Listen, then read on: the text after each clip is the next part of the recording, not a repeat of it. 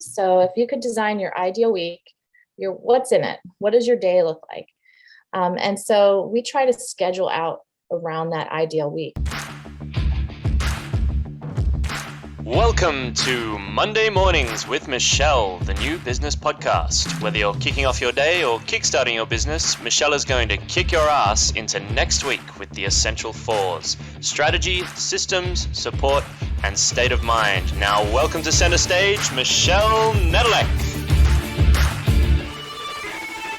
Hey there, peeps. This is Michelle Nedelec, and I'm super glad that you're here with us today because I have my most amazing guest, Emily. Emily, thank you so much for being here with us today. Thanks for having me.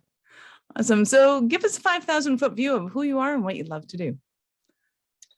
So I am the founder and CEO of a company called Delegate Solutions, and I'm also a mom to a 15-year-old and a lot of dogs and chickens. But professionally, what I love to do is help people leverage their time. So I believe that we're all here to make an impact in the world. And when we're entrepreneurs, we start out, fire in our belly. We're so excited about what we're here to do. And then we get really busy and bogged down with the day-to-day operations of running a business. And we can sometimes lose sight of it or feel like it's out of reach. And I really think that delegation is the way to clear the space in our lives to get back to what we're here to contribute. Here. Awesome. This is going to be a fantastic conversation because you're preaching to the choir here. But how did you get into delegation in particular? So I spent the early part of my career in professionally working as an executive assistant.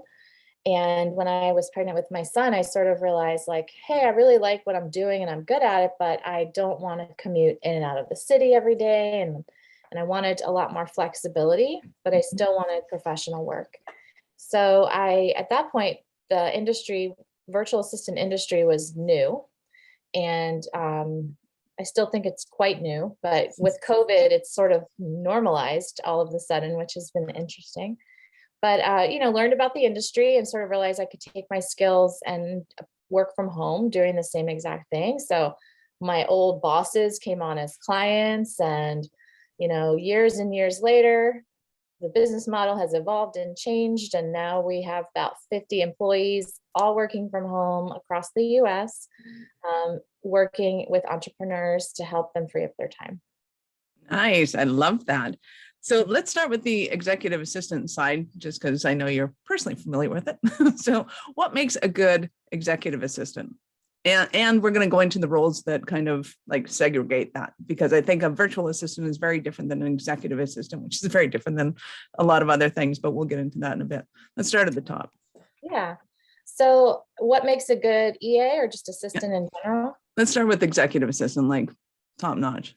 Yeah, I think EAs are just alumni AAs, so they're just been doing it longer and have a more evolved skill set and toolbox. But I think what we look for when we're hiring our employees is an innate spirit of helping others, which is one of our core values. And for us, you have to want to help people, and it has to get you up in the morning because clients are trying to get these things off their plates, and they're very frustrated by a lot of the work that we do. So you have to love administrative work, you have to love helping people, and really sort of have a vision around how you're going to help them get from where they are to where they're trying to go. Nice. So what makes somebody love administration work? First off, let's describe what is administration work to those who haven't separated the two of them yet. So, typically that's calendaring, inbox, travel planning, personal tasks, can be project management, building out processes, data entry. I could go on for hours and hours about the different levels of tasks, but it's all of the back office stuff. And I believe that the back office stuff is the backbone of our business. And as entrepreneurs, ignoring that is not serving our vision because we're not able to deliver on what we're selling on the front end. So, I think as an entrepreneur, a strong commitment to getting the back office running right is really an important thing to be aware of. Nice. So let's get into the executive side of things. What do you see as being one of the biggest mistakes entrepreneurs make when they're looking at hiring out? Um, One of the biggest mistakes that they make when they want to hire an EA, Mhm. probably rushing the process. This is a really big deal because delegation is all about trust and process. And so rushing into it because it's painful or it's taking forever or you're not really finding what you're looking for is probably the number one sin that I think entrepreneurs, business owners might commit because they just want to get it off their to-do list. Yeah, I can totally appreciate that. And I hear that a lot about a lot of the things that they have to do. So that's awesome. So how do you start working with somebody? Somebody knocks on your door and goes, "Hey, I need you." Where do you go from there? Yeah, so we're a delegation company. So we have built out an entire delegation system that helps people think about how to delegate. So we're not the service where we're like, tell us what you want us to do today. That's not at all the language that we speak. We speak, tell us what your goals are, tell us what you're trying to do. Let's do some exercises around how your time is being spent and find those things that you're doing that don't contribute to where you're going. And then we build a delegation strategy around that. So for us, the most important thing that we need out of our clients is a willingness to be able to explain what their priorities are and then sort of trust the process from there. Nice. And when you're getting people to explain their priorities, I'm guessing that people that are new to the whole world of of working with somebody else aren't necessarily going to be really good at that because they just know that they want this thing done, but they don't really know how they want it done or why they want it done or when it has to be done or where it has to go. So what are some of the complications that you see entrepreneurs having, some of the struggles? Yeah, you just listed them. So, we get so excited about our ideas, and that's a wonderful attribute.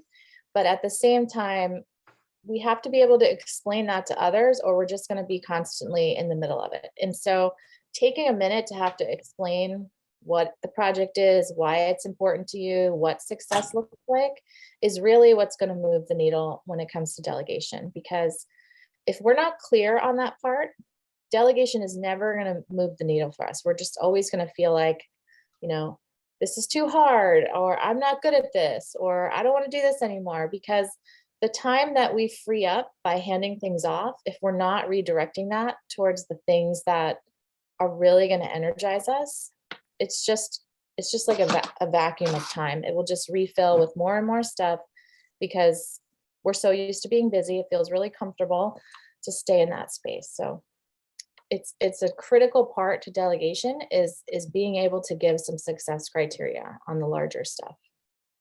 Nice. And when somebody starts getting the hang of the whole delegation thing, what kind of surprises have you seen happen?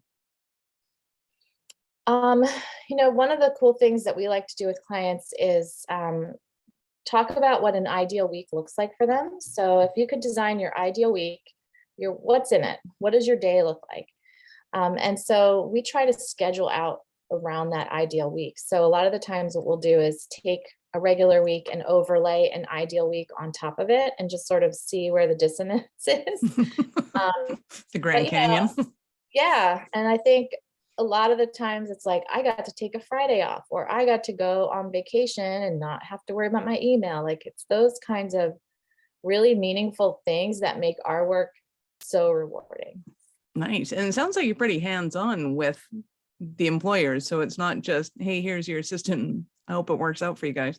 No, not at all. So we are a system as a service. So we're not like a staffing agency or matchmaking agency. Like our team are our employees. They're full-time W-2 employees that we hire, manage, train, and they work in teams to kind of systematically pull the work off your plate. Nice. Love that. So who do you love to work with? Who's your ideal client? We love visionary leaders who are willing to temper themselves for the good of moving things forward. So I was at an event this weekend and the guy explained what we do as like, we've created the ultimate squirrel trap for people. You picture like squirrels love to chase shiny objects. Yes. They're like, we're here to like keep you in check. So like, sure, we can work on that. Let's put it on the parking lot. Let's get through the things we've already just sort of committed to as priorities. So cute. You caught me. I had to toss my cat off my desk. Excellent. So give us an example of a Cinderella story, one of your clients that kind of went from the proverbial rags to riches story. So they were struggling, having tough time, and made it out the other side. Yeah, I just wrote a book on delegation, and I give a story of someone like this. Basically, this person was working for their father. Their father owned the company, and they would kind of show up. Let's just say his name is John. So John would just show up every day and do what was needed of him and support his dad. And John hired an assistant on a whim, and the assistant really had nothing to do because John didn't know how to delegate to her. So she was just kind of sitting there frustrated. And then his father passed away, and he had to step up into his father's seat as visionary for the company, but he had no vision. So he had to take some quiet time away to really reflect on what his vision was and what he wanted his legacy to be. He came back, and he just started letting go of things and putting the right people in the right seats. And when I asked him what was the most important realization that he had, it was just to get out of everybody's way. And I think that's what I've seen personally in my company. And it's one of the most exciting, empowering things that you can do as a leader, is to like develop leadership beneath you and just get out of their way. Like it's a really fun thing to watch happen. Nice. Absolutely it is. So what do you think is that transitionary piece between not knowing how to delegate to somebody going, okay, if I don't do this right, I'm not going to have any clients anymore. That panic that entrepreneurs get into. If you're not as good as me, nothing's going to be good enough. And that learning space that somebody needs to have to be able to take on those tasks, to then get to the point where things run better without them.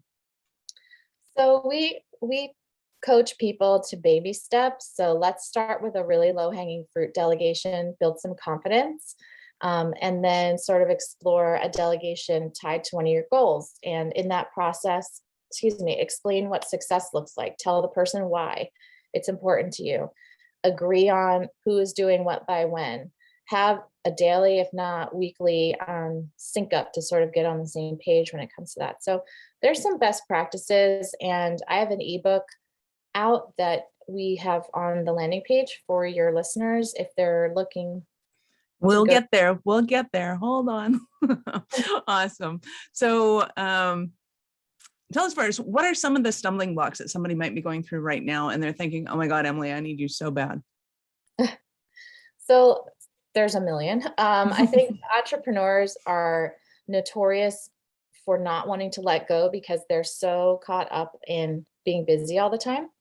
And we get this sort of adrenaline rush from solving all the problems and being the hero and putting out the fires that, pretty soon that becomes our identity. And so if we're not really clear on what we should be doing instead, we tend to hang on to stuff because we're just like the fear of the unknown, right? Like, well, everyone will think I'm a fraud, or I haven't earned this freedom yet. I mean, we literally hear entrepreneurs say these types of things to us. It's really, I think delegation is total transformation work, Absolutely it is. I would concur wholeheartedly, because let's go into some of those things that really hold people back, because I don't think it's just new entrepreneurs that think that way either.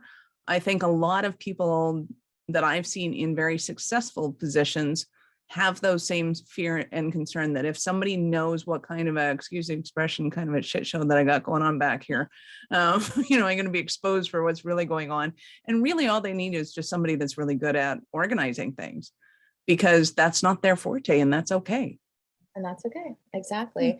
I think so many people, so in my book, the first third of it, I talk about mindset, and mindset is all of this deep work that needs to happen for us to actually be able to delegate.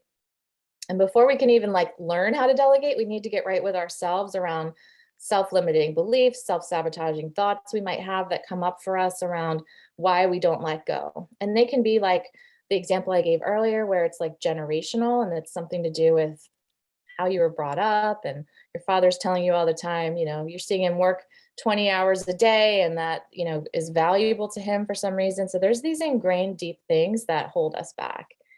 But I hear a lot of entrepreneurs say, like, my work's too complicated to hand off. And I can assure you, as like a company that's been doing this for 15 years, you're not unique. There's nothing going on in your world that like isn't the same administratively, from engineer to neurosurgeon, whatever. Like, it's still admin work. And so that's just an excuse.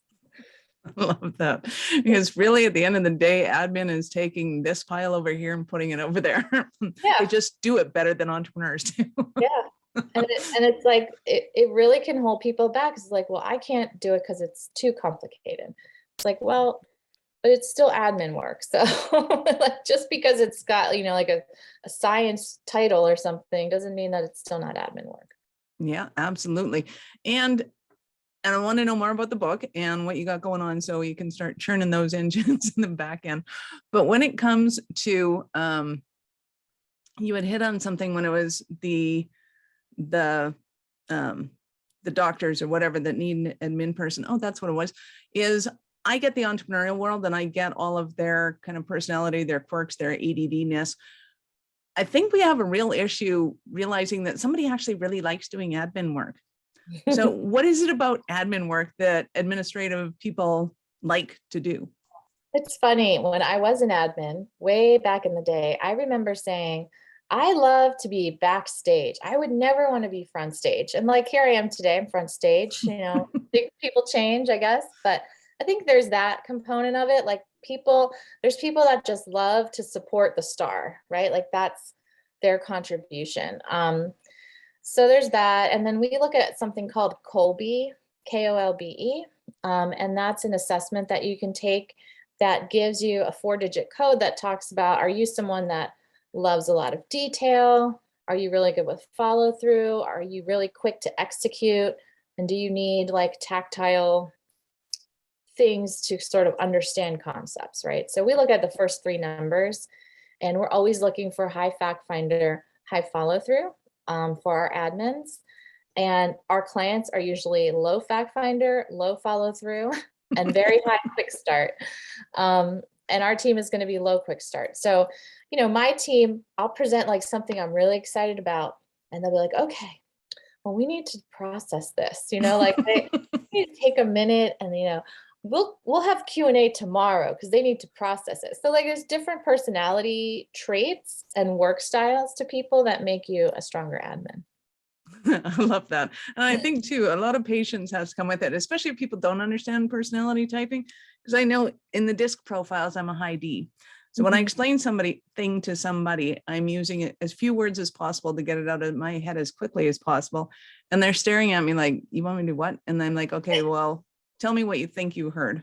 Let's just start with that. See where we go from there. And then they go on and on and on and on and repeat themselves 3 times because they just need to get it organized in their head, and they have to verbalize it in order to organize it. And I know that. I still go like, okay, you done? And there are times when even I lose patience with it. And I know that people that are new to that whole experience are thinking like, okay, what am I doing wrong? Yeah. And I think it's important to know that they're not really doing anything wrong. It's just some people need to say things out loud in order to make sense of it inside their head. And we as the delegators need to give them time to be able to do that. Yeah, a lot of the times our clients hate, like, if we're like, okay, well, write this process out for me. No way. We're not doing it. So I'll tell you. we will interview you to capture it. Yeah, like there's modifications like that we make based on the personality of the person we're supporting. Nice. Love that. That's awesome. Okay. So I know that our listeners are going to be eager to get started with you. So how did they start their journey with you? Oh, yeah. So we created a page for your listeners, delegatesolutions.com/business ownership. Nice. And on that page, you can get our ebook for free. You can get, you can learn about our elevation quarter, which is a delegation course that we run every month or so. You can have a discovery call, and then there's tons of resources on there that you can download for free. Awesome. That's fantastic. Thank you. So tell us more about your book of kind of what are the kind of high notes of it? Yeah, so my book is called Let It Go, and the subtitle is How to Finally Master Delegation and Scale Freedom Across Your Organization. So Nice.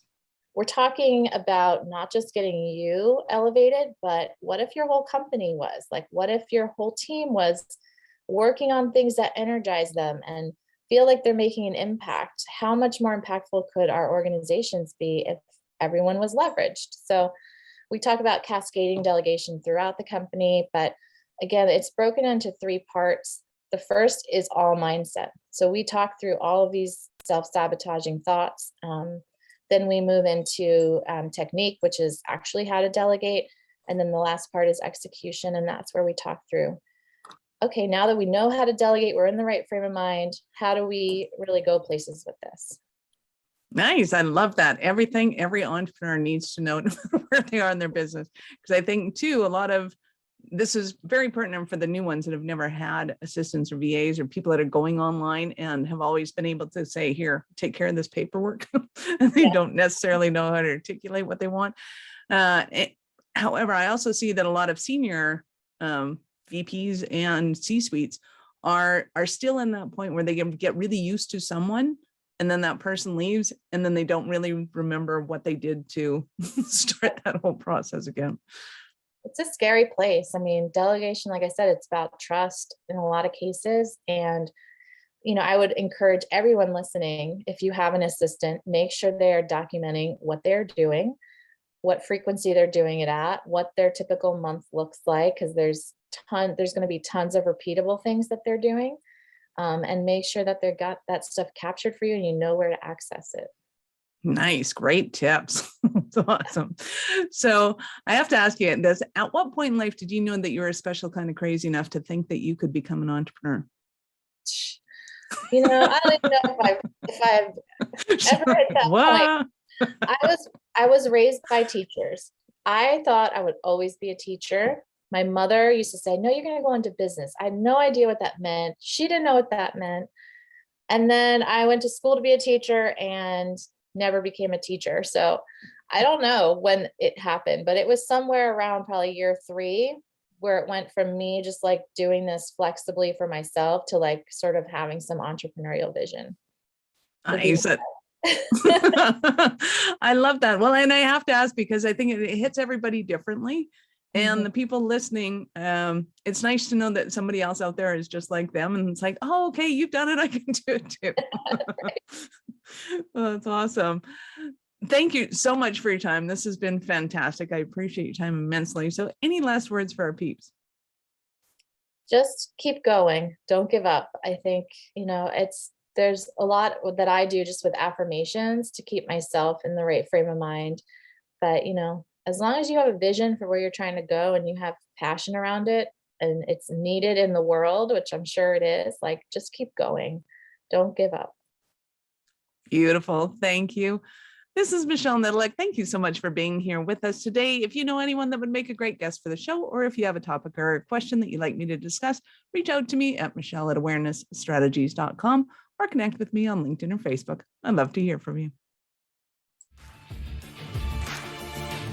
Thank you for listening to our show. I'm all about being a resource center for entrepreneurs to give them the information and the support that they need to make it in business. As such, the notes for this show can be found at our website at awarenessstrategies.com/blog. Be sure to subscribe, give us a rating. I like 5 stars personally, and share with your friends.